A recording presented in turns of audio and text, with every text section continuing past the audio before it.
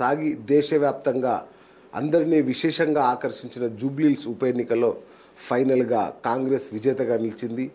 దాదాపు 25,000 ఓట్లు అంటే 24,600 పైచిలుకు ఓట్లతో భారీ మెజారిటీతో నవీన్ యాదవ్ గెలుపొందారు. అట్లాగే ద్వితీయ స్థానంతో సరిపెట్టుకుంది బీఆర్ఎస్ పార్టీ. ఇటు బీజేపీ డిపాజిట్ కోల్పోయిన పరిస్థితి. రైట్, మనం చూస్తూనే ఉన్నాం పొద్దు నుంచి అనేక విశ్లేషణలు. ఎందుకు ఈ యొక్క కాంగ్రెస్ పార్టీ ఇంత ఘన విజయం సాధించి మొదటిసారిగా హైదరాబాద్లో ఖాతా తెరవడం అనే దాన్ని ఎలా చూడాలి, ఏం జరుగుతుంది, అసలు 7వ తారీఖు వరకు గెలుపు బీఆర్ఎస్ది అన్న అంచనాలను మించి ఒక్కసారిగా పరిస్థితి మొత్తం తలకిందులైన పరిస్థితి ఎందుకు జరిగింది? సో ఈ విషయం మీద చర్చించడానికి మనతో సుప్రసిద్ధ సెఫాలజిస్ట్ అలాగే సీనియర్ జర్నలిస్ట్ కంబాలపల్లి కృష్ణ గారు మనతో ఉన్నారు. సో వారిని అడిగి తెలుసుకుందాం. అనే చెప్పండి, సో మీరు ముందుగా ప్రీ పోల్ సర్వే కూడా చేశారు, ఎగ్జిట్ పోల్స్ చేశారు, అంచనాలన్నీ తారుమారైనాయి. పోల్ చేయలేదు, ప్రీ పోల్ వర్క్ చేసాము. అదే యాజ్ ఆన్ November 4th వరకే ఉన్న ఒక అంచనా ఇచ్చాము. సో ఆ తర్వాత ఆ రోజుకి November 4-5 తేదీల వరకు వచ్చిన ఒక 20 ప్రీ పోల్స్ వస్తే 15 ప్రీ పోల్స్ బీఆర్ఎస్ గెలుస్తుందని ఇచ్చాయి. సో మొన్న వచ్చిన ఎగ్జిట్ పోల్లలో ఒక 20 వస్తే 15 కాంగ్రెస్ గెలుస్తుందని ఇచ్చాయి, కొన్ని మాత్రమే బీఆర్ఎస్ గెలుస్తుందని ఇచ్చాయి. సో ఓవరాల్ గా ఏంటంటే ప్రీ పోల్ కి ఎగ్జిట్ పోల్ కి మధ్యలో గతంలో కంటే కూడా ఒక భిన్నమైన వాతావరణం, ఒక ర్యాపిడ్ చేంజ్ అనేది జూబ్లీహిల్స్ లో వచ్చిందనేది మనకి ఈ రోజున ఫలితాలను బట్టి తెలుస్తుంది. సో ఇందులో యాక్చువల్ గా మూడ్ ఆఫ్ ద జూబ్లీహిల్స్ అనే పేరు మీద ఆ రోజుకున్న మూడ్ ని మనం అంతవరకు పసిగట్టగలిగాం. కానీ మీరు ఇందాక ప్రస్తావించినట్టు 5వ తారీఖు 6వ తారీఖు వరకు బీఆర్ఎస్ కు ఉన్న ఊపు 7వ తారీఖు నుంచి లేదనేది చాలా క్లియర్ కట్ గా కనపడుతుంది.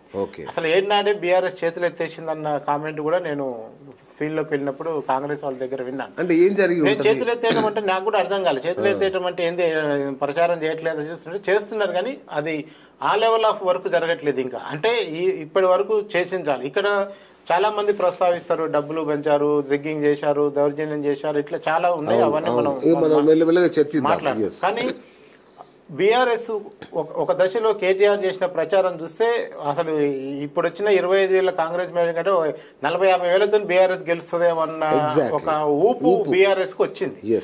దాని నుంచి క్రమంగా ఓటర్ ఎట్లా షిఫ్ట్ అయిందంటే దీనికి ప్రధానమైన కారణాలు 3. ఒకటి, కాంగ్రెస్ అభ్యర్థి నవీన్ యాదవ్ కావటం, ఇంకెవరైనా ఈ ఫలితం ఉండదు. రెండోది, కాంగ్రెస్ ని ప్రీ పోల్ సర్వేలన్నీ కూడా కాంగ్రెస్ ని అలర్ట్ చేసినాయి. నిజంగా, ఎందుకంటే 7 నుంచి 15% వరకు డిఫరెన్స్ తో బీఆర్ఎస్ గెలుస్తుందని ఒక 15 సర్వే సంస్థలు ప్రీ పోల్ లో ఇచ్చాయి. అంటే మీకు కాంగ్రెస్ పార్టీలో ఏమైంది, ఆ డివిజన్ల వారికి కూడా ఇచ్చినప్పుడు నేను కూడా ఏ డివిజన్ లో కాంగ్రెస్ కి ఎంత ఉంది, దీనికి ఎంత ఉందని ఇచ్చినప్పుడు ఎక్కడ మైనస్ ఉందనే విషయాన్ని మీకు వెంటనే 6వ తారీఖు నుంచే సీఎం గారు రివ్యూ పెట్టేసి ఆ తర్వాత నుంచి నేను కాంగ్రెస్ తో మాట్లాడినప్పుడు చెప్పింది ఏంటంటే అసలు ప్రచారంలో నియమించిన ఎమ్మెల్యేలు కానీ, ఎంపీలు కానీ, మాజీలు కానీ, ప్రెసిడెంట్ కానీ ఎవరు కూడా తనకు తెలియకుండా, తన నోటీసులు లేకుండా నియోజకవర్గం వదిలిపెట్టిపోద్దు, హైదరాబాద్ వదిలిపెట్టిపోద్దు అన్న ఆర్డర్లతో సహా రేవంత్ రెడ్డి గారు పనిచేయించుకున్నారు. ఒక్కొక్క మంత్రికి 2 డివిజన్ల బాధ్యతలు ఇచ్చి నియోజకవర్గంలో నుండి నియోజకవర్గంలో బస చేసి ఈ వరకు బీఆర్ఎస్ కూడా చేసింది. జిల్లా నుంచి వచ్చిన బీఆర్ఎస్ నేతలందరూ కూడా బస్తీలనే పడుకున్నారు, ఓటర్లతో మాట్లాడారు, అక్కడే నిద్రలు చేశారు, పార్టీ కార్యాలయం నిద్రలు చేసి మరీ పని చేశారు. కానీ కన్సల్టేషన్ విషయానికి వచ్చేసరికి ఏమైంది, కాంగ్రెస్ పార్టీ అడ్వాంటేజ్ తీసుకుంది. ప్రచారంలో బీఆర్ఎస్ కి ఎంత అడ్వాంటేజ్ ఉందో ఓట్ల కన్సల్టేషన్ చేసుకోవడంలో కాంగ్రెస్ అంత ముందుంది.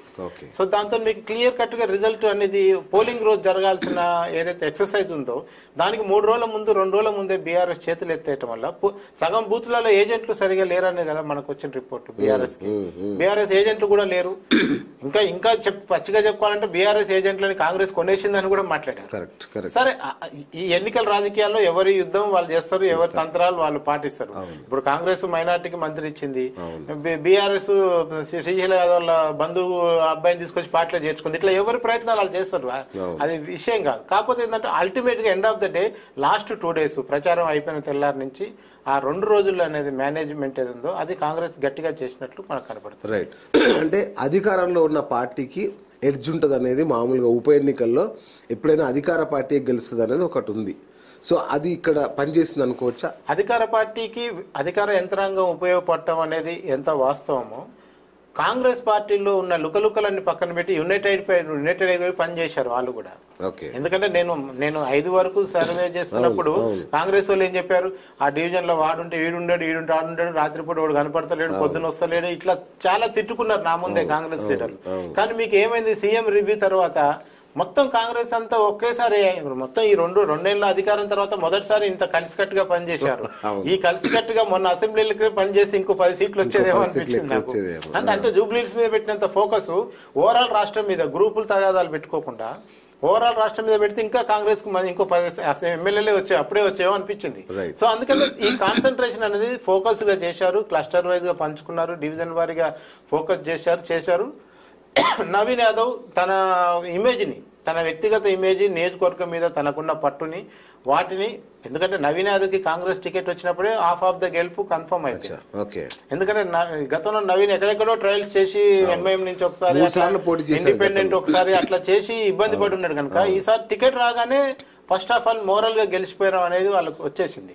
కానీ బీఆర్ఎస్ ప్రచారంలో కొంత ఆత్మరక్షణలో పడ్డారు, కానీ వాళ్ళు తేరుకున్నారు. ఇందులో గొప్ప విషయం ఏంటంటే మొత్తం గాలంతా బీఆర్ఎస్ కి వీస్తుంటే కూడా దాన్ని ఎదురుగొట్టి కాంగ్రెస్ గెలవడం అనేది ఈ ఎన్నికల్లో స్పెషాలిటీ. రైట్. అయితే మనం ఈ ఒక్కొక్క అంశాన్ని చర్చించడానికంటే ముందు అందరిలో ఇప్పుడు ఉన్న ఒక ప్రత్యేకమైన ప్రశ్న ఏంటంటే, ఈ ప్రీ పోల్ సర్వేల పేరుతో వీళ్ళు చేస్తున్న అరాచకాలు ఏంటి? వీళ్ళు అంటే ఒక అనధికారికంగా ఒక సంస్థల కోసం, పార్టీల కోసం పనిచేస్తూ వీళ్ళు బ్లాక్మెయిల్ చేస్తున్నారా ఓటర్ని? ఈ ప్రీ పోల్ సర్వేలు ఏవి కరెక్ట్ కాలేదు, ఎందుకు ఇలా జరుగుతుంది అనేది చాలా మందిలో ఉన్న ప్రశ్న. ఇప్పుడు సమస్య ఏంటంటే, మనకు నచ్చినా నచ్చకపోయినా మన దగ్గర సెఫాలజీ రంగం అనేది ఇండిపెండెంట్ గా ఉండే సంస్థలు ఉన్నాయి, పార్టీల కోసం పనిచేసే సంస్థలు ఉన్నాయి. ఇప్పుడు మీరు నాకు మీ పార్టీ తరఫున నాకు సర్వే చేయిస్తే, నేను ఉన్నదున్న రిపోర్ట్ ఇస్తే మీరు చదువుకొని మీ దగ్గర పెట్టుకుంటే ఓకే, లేదు దీన్ని మార్చి మనం గెలుస్తున్నామని మీరు బయటికి ఇవ్వమన్నప్పుడు యాజ్ ఏ సంస్థగా నేను ఇవ్వాల్సి వచ్చే పరిస్థితి వస్తే ఇస్తారేమో. ఇప్పుడు ఈ సమస్య ఎక్కడ వస్తుంది, అక్కడ వస్తుంది. ఇప్పుడు పెద్ద సర్వే ఏజెన్సీలు దేశవ్యాప్తంగా బోల్తా కొట్టిన సందర్భాలు చాలా ఉన్నాయి. అట్లాంటప్పుడు ఇప్పుడు ఏమైతుందంటే, ఒక పార్టీకి పనిచేసినప్పుడు నేను లాస్ట్ 2023 ఎలక్షన్ లో